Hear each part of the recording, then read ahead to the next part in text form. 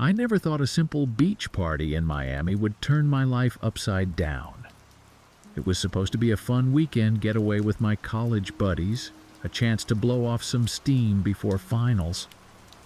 We'd been planning it for months, saving up our meager student budgets for a taste of the high life. The 5 of us piled into Jake's beat-up Honda Civic early Friday morning, spirits high as we hit the road. The drive from Atlanta was long, but we kept ourselves entertained with road trip games and terrible singing. By the time we rolled into Miami, the sun was setting, painting the sky in brilliant oranges and pinks. We'd booked a cheap motel a few blocks from the beach. Nothing fancy, but it would do for crashing after partying. After freshening up, we headed out to explore the nightlife. The streets were alive with energy, music spilling out of every bar and club.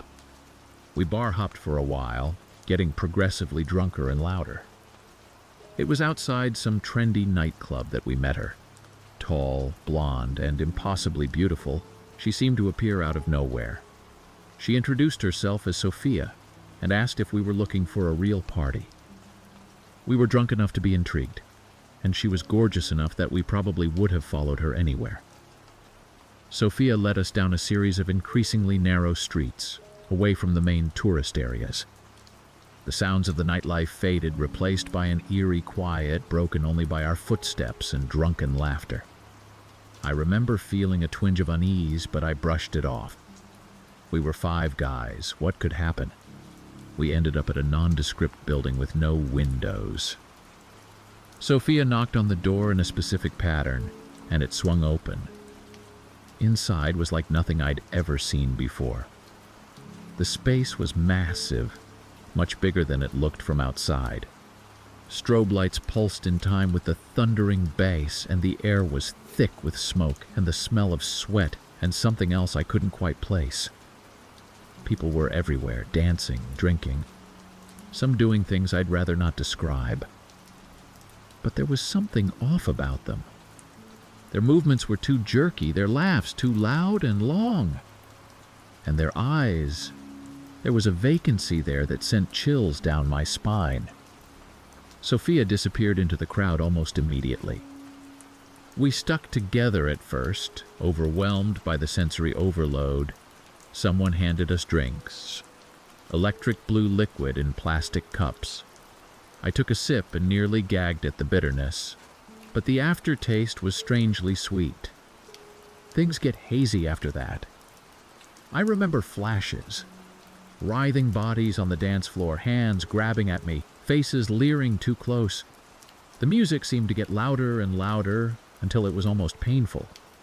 Colors became too bright, smears of neon across my vision. I lost track of my friends one by one. I tried to find them, but the crowd seemed to close in around me, pushing me further into the heart of the party. People were chanting something, but I couldn't make out the words. The air felt thick, hard to breathe. I don't know how long I was there. Time seemed to stretch and warp. At some point, I became aware of a door at the far end of the room. It was different from the others, solid metal with strange symbols carved into it. People were being led through it, but no one was coming back out. Panic started to cut through the fog in my brain. I knew I had to get out of there, had to find my friends. I started pushing through the crowd, ignoring the hands that grabbed at me, the voices hissing in my ear. I found Jake first, slumped in a corner. His eyes were open but unseeing, a thin line of drool running down his chin. I tried to shake him awake, but he was completely unresponsive.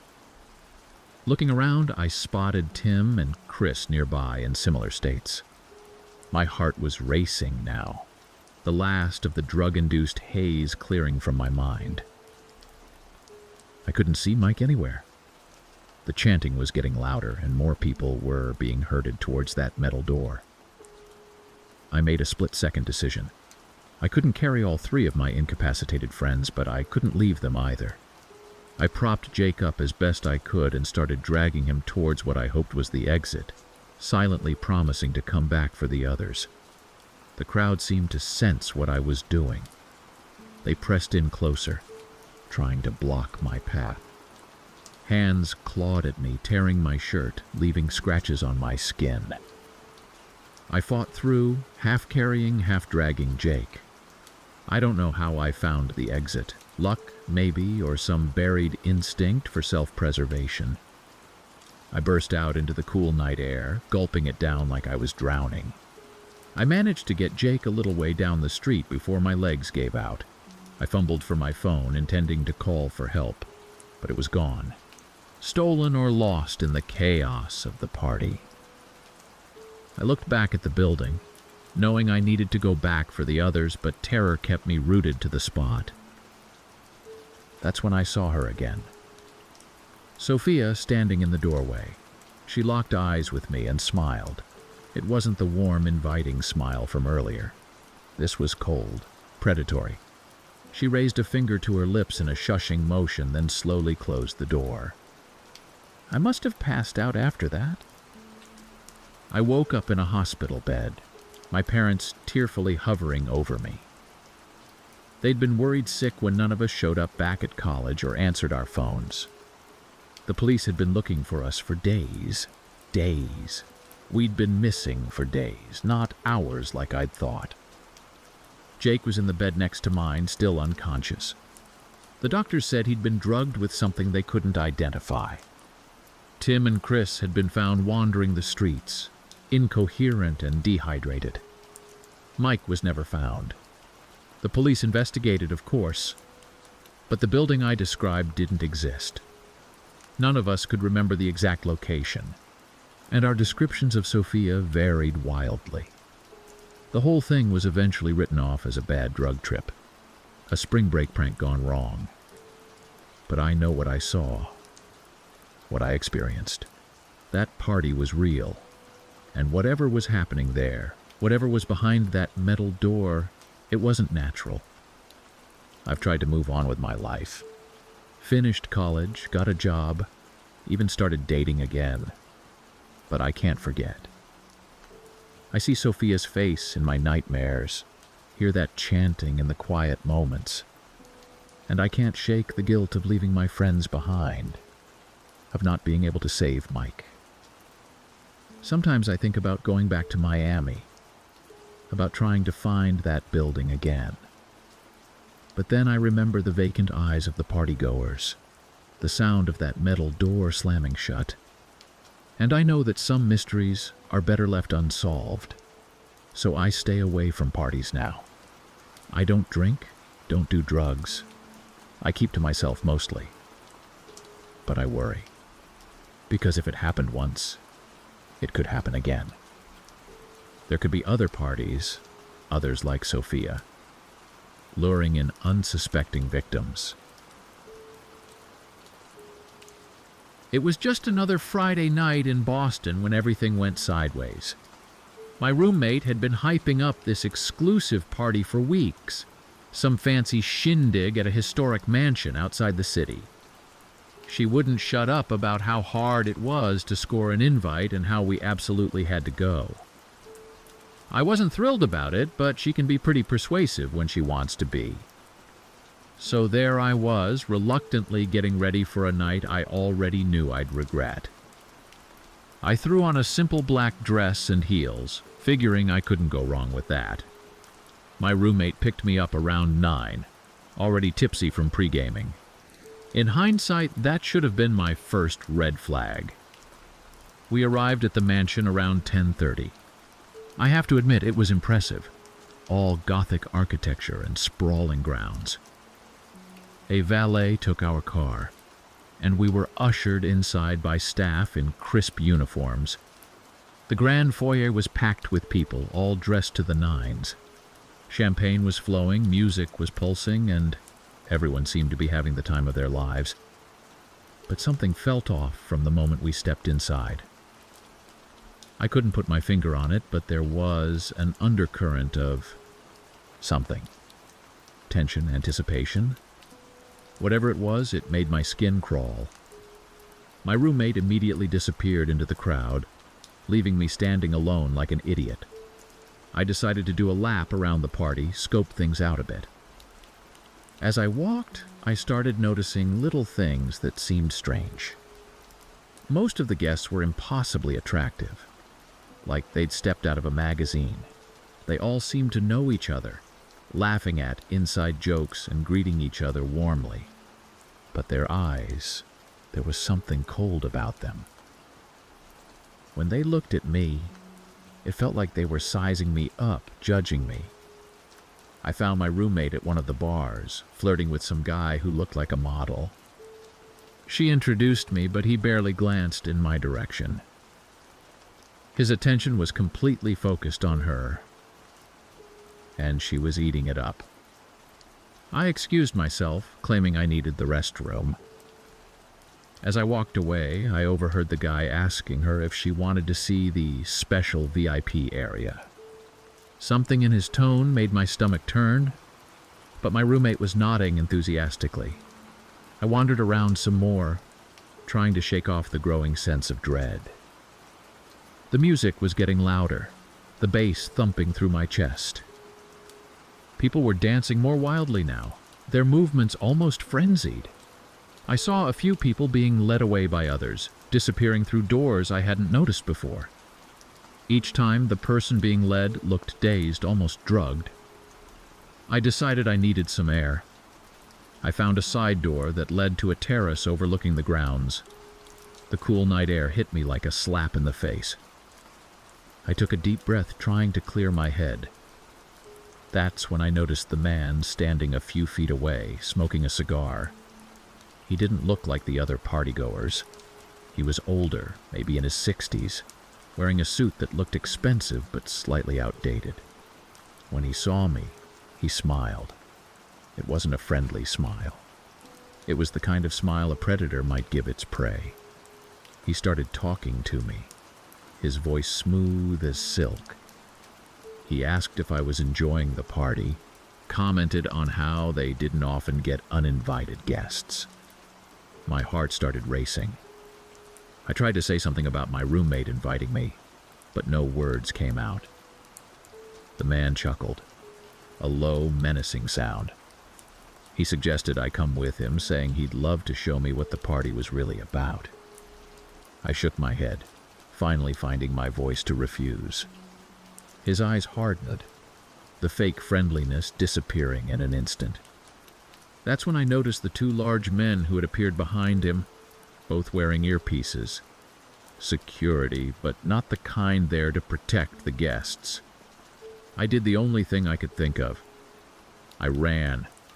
I burst back into the party, pushing my way through the crowd. I could hear shouting behind me, but I didn't look back.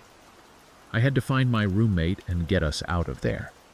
The party was in full swing now, the dance floor packed with writhing bodies. I couldn't see my roommate anywhere. I started calling her name, not caring how crazy I looked. People were staring at me, some annoyed, others amused, but a few looked at me with pity, like they knew exactly what was happening and were sorry they couldn't help. I spotted one of the doors I'd seen people disappearing through earlier. It was slightly ajar, and I could hear muffled sounds coming from behind it. Without thinking, I yanked it open. The room beyond was dimly lit, but I could make out shapes. People lying on couches on the floor. Some were moving, others were eerily still. The smell hit me next, a sickly sweet odor that made my head spin. And there, in the corner, was my roommate. She was sprawled on a leather armchair, her eyes unfocused, a thin line of drool running down her chin. The guy from the bar was leaning over her, holding something to her nose. I screamed. I screamed so loud I thought my throat would tear. The guy looked up, startled. Then he grinned, and it was the same predatory grin the older man had given me outside. I turned to run, but strong hands grabbed me from behind. I fought, kicked, scratched, but whoever had me was too strong. I was dragged further into the room, the door slamming shut behind us. What happened next is a blur. I remember faces leering at me, hands touching me. I remember a sharp pain in my arm. And then, nothing. I woke up in a ditch by the side of a road. It was daytime, the sun painfully bright. My head was pounding, my mouth dry as sandpaper. I was still wearing my dress from the night before, but it was torn and dirty. My shoes were gone. My purse was gone. My phone was gone. I staggered to my feet, using a nearby tree for support. I had no idea where I was or how I'd gotten there. The events of the night before came back in flashes, each memory making me feel sicker than the last.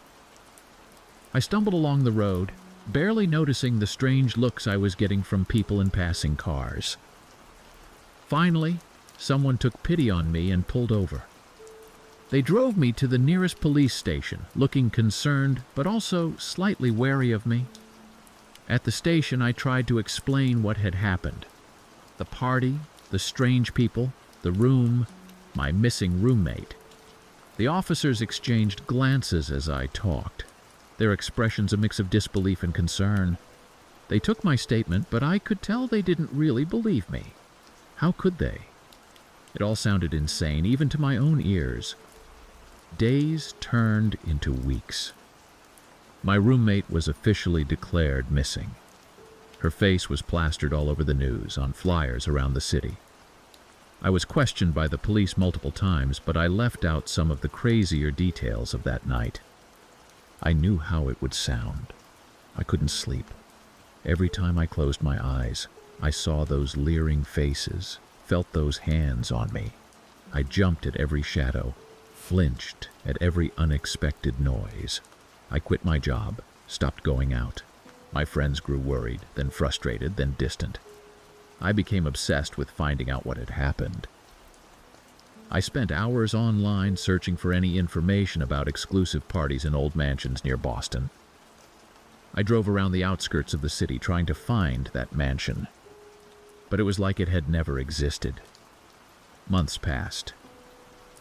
Then one day, I saw him, the older man from the terrace. He was across the street, getting into a sleek black car. Our eyes met for a brief moment, and he smiled that same predatory smile. Then he was gone. But that was all I needed. I had proof now that it wasn't all in my head. They were real, and they were still out there. I don't go to parties anymore. I barely leave my apartment, but I haven't given up. I'm going to find out what happened to my roommate. What happened to me. I'm going to expose them, whatever it takes, because the scariest part of all this, it's still happening. Right now, in cities all over the world, there are parties like the one I went to. Exclusive gatherings where the rich and powerful prey on the young and naive.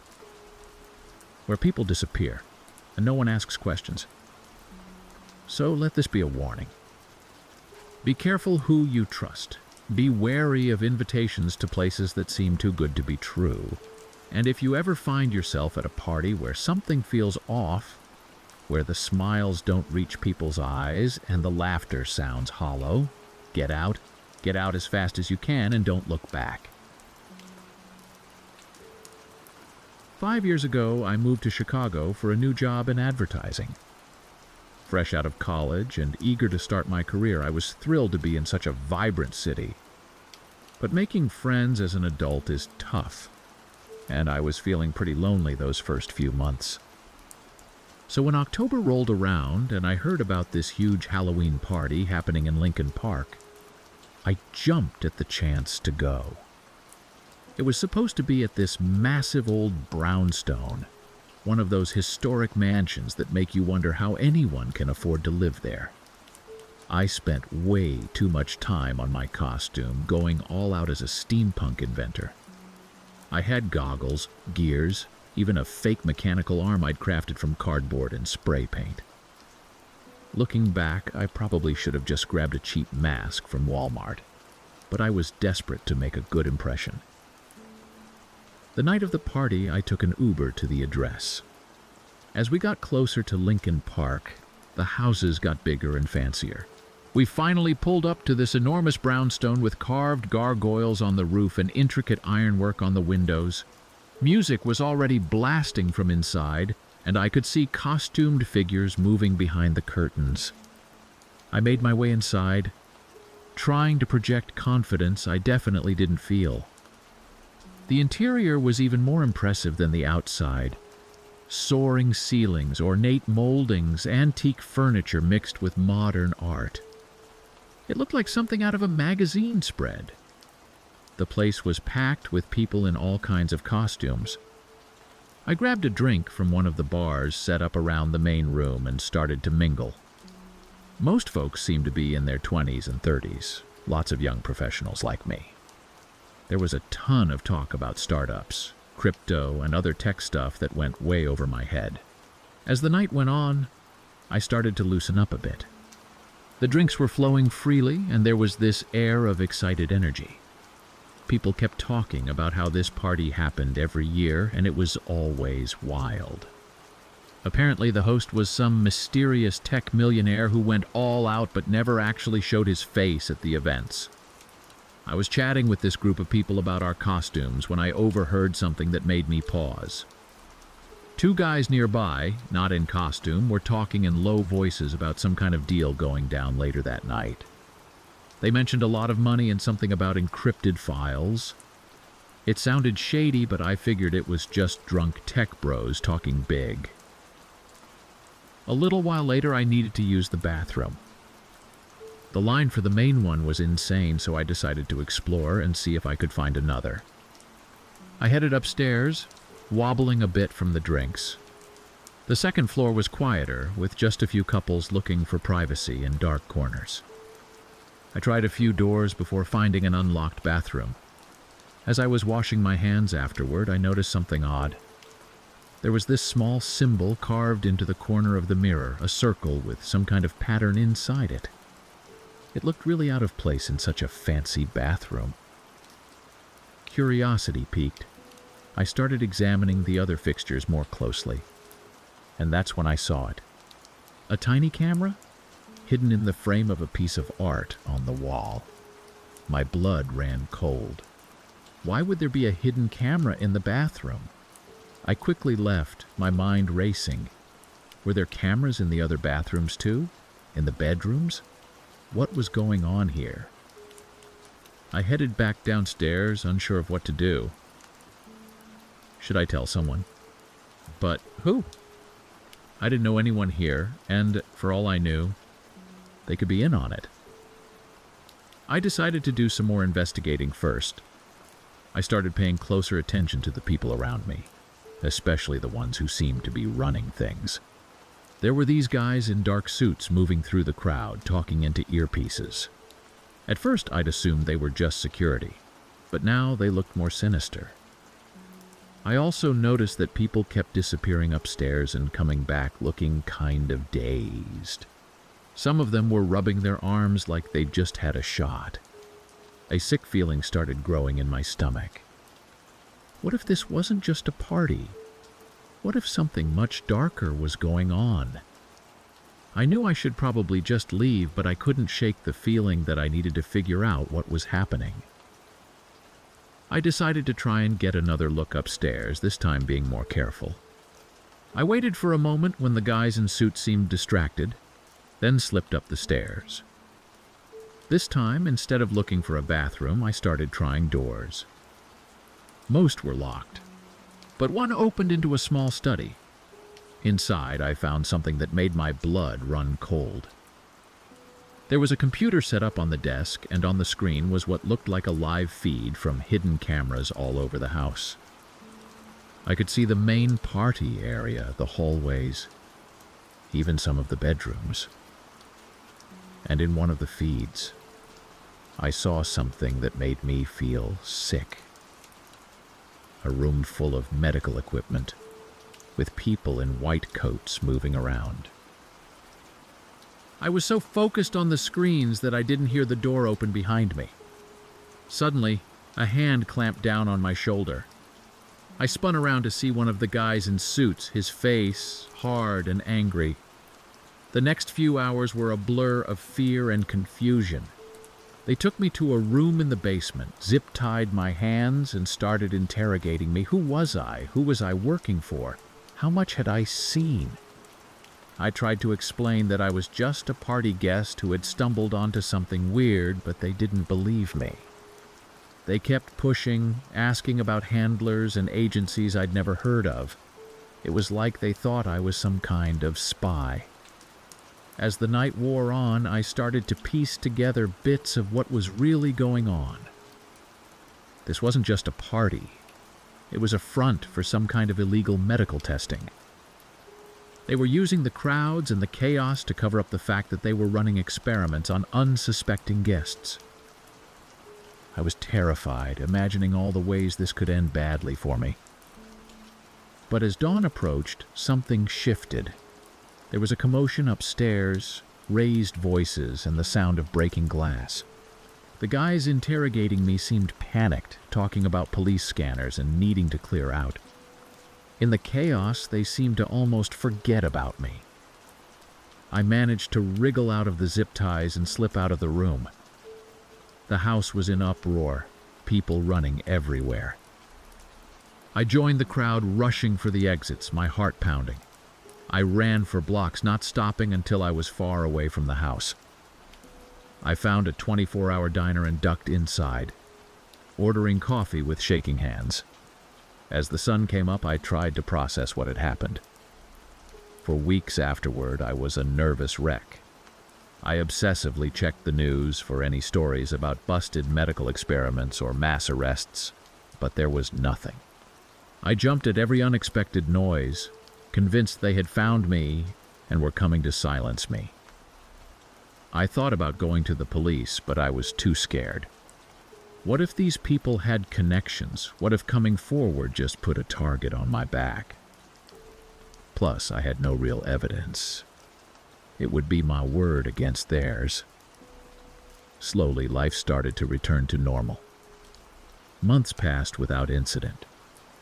I started to convince myself that maybe I had overreacted, blown things out of proportion in my fear and confusion.